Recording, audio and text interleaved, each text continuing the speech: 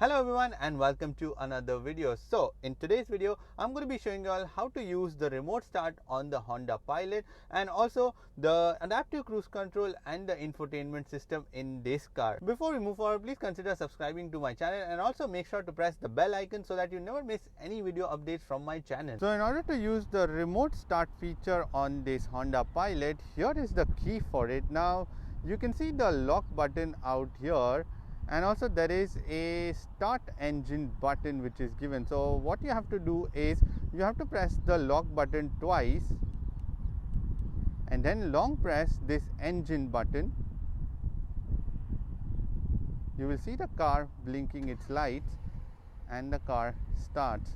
Now in order to switch off the engine again, all you have to do is just long press that same button with which you started the engine and it switches off. So to use the adaptive cruise controls, the controls are mounted on the right side of the steering wheel. So you can see they are clearly marked buttons out here, and then this is like the main button with which you can switch off and on. If you see on the screen, it switches on, which is the adaptive cruise control. Now this button is for the lane assist. If you want to switch that on, then it will keep the lane, you can see again on the screen. So it will automatically, while using the cruise control, it will keep you in the lane also. Now in order to set the speed, first you have to go to the desired speed and then press this set button. So it would set, but right now because we are not in motion, which is why it is not able to do that. So once you set it, then you can increase the speed using this plus and the minus button. And if you want to cancel the cruise control, you can press this cancel button and come out of it.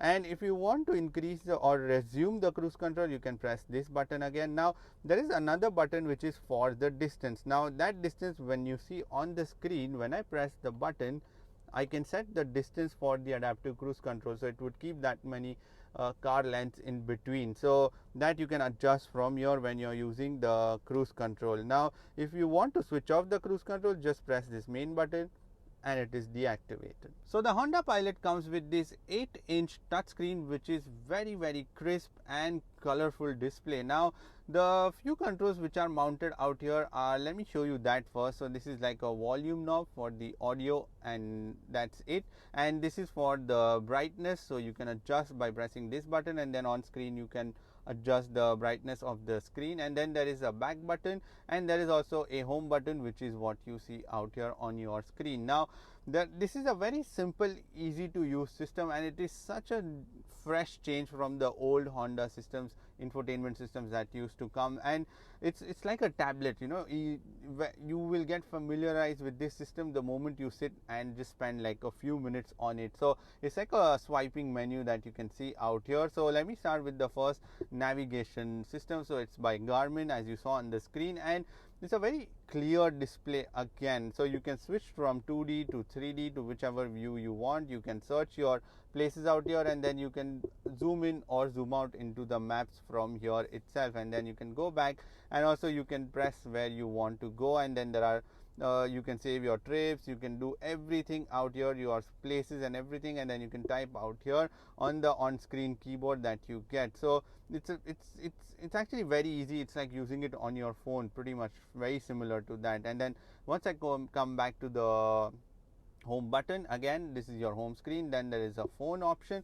So when I connect my phone, it will show me all my recent calls, contacts, and all of that stuff I can do. And then there is the rear entertainment button. Now the rear entertainment is the screen which is mounted in the back, in the middle row of seat, which is like an 11-inch screen, so that can be controlled from here. And also there's a remote control, so the rear passengers also can control. But in this, I can switch it on from here. This is the only way you can switch on the screen from here. And also from the remote control, you can press the power on button, and then you can switch on, and then you can choose to show what information you want to show on the back display. So there's an HDMI, Blu-ray, there's also the distance where you are going if you are using the navigation system, and the USB and the media server.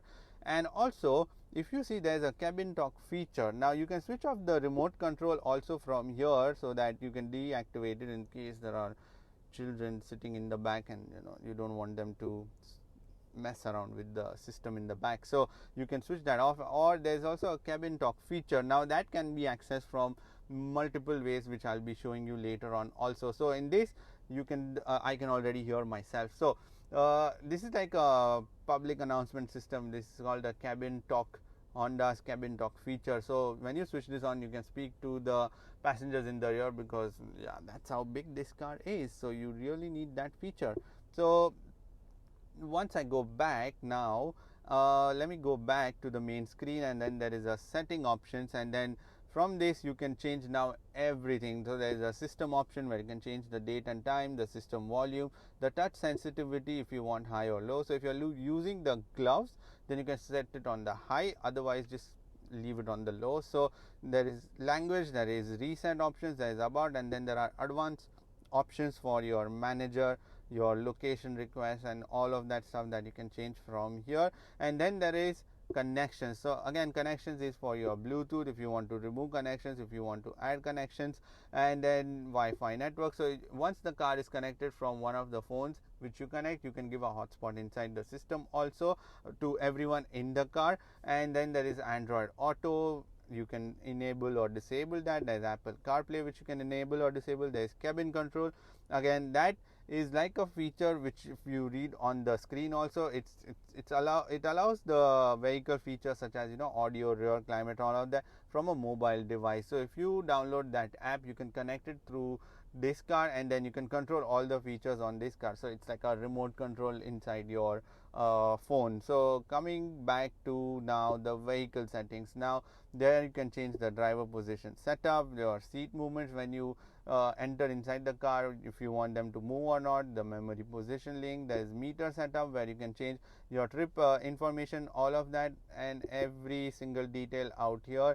And also the fuel efficiency backlight is the one which is here, this white one. So you can choose to switch that off, and then it won't change any color. Otherwise it would keep changing color to green, which shows you like how efficiently you are driving. And then there is the power tailgate setup. You can change the settings for that. There's hand-free access to that tailgate if you want to switch that on or off.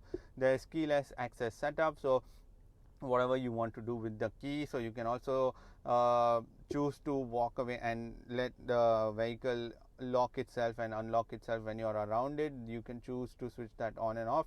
And also the remote start system, which I showed before, the engine start, that also you can choose to keep it activated or not. Then there is driver assist, there is all the warnings and the lane departure and all of that systems that you can switch on and off. Also the blind spot warning, you can switch off or on from here itself. There is wireless charging. The wireless charging can be switched off from here itself and not from anywhere buttons or anywhere which are given on the main charging port. So this is from where you can switch it off and on. There is also door setup, so you can have the security relock time, or when the car would lock itself. There is also lighting setup, the different in mood lightings, the headlight options, the interior illumination, the different light sensitivity, and all of that you can change from here itself. Now going back again to another menu, then the camera options. So you can change the rear cameras, what view you want, the guidelines, the cross traffic monitor, you can switch that on or off. And then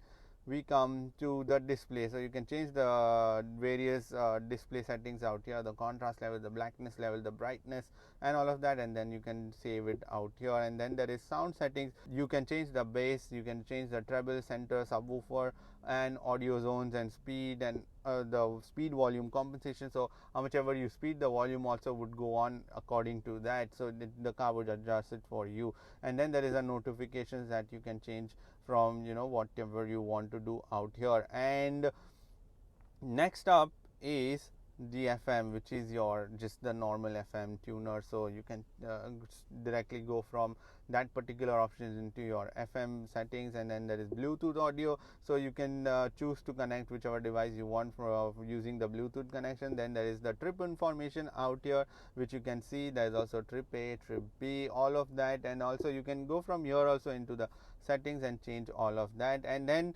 the next option is the SMS or messages. Again, when you are connected to the phone, you can read the messages on the screen itself. And then the next option is the USB, the aux output. Then the social playlist is again when you connect it using the cabin control app, then you can play your list out here. And then the next one is AM, the system update. So if you connect your car using the wireless feature, or your phone give the hotspot to the car, and then it would update itself, or you can plug in a USB and update the car system. And then the next option is My Honda Music. Again, that is the same thing, where there is like an online system in the USB. If you plug it in, then it would read all the media from that, and then it would play out here on using this option, which is the My Honda Music. And then there is a clock option, so you can change the clock settings out here from the face of it, different faces of it you can change from here.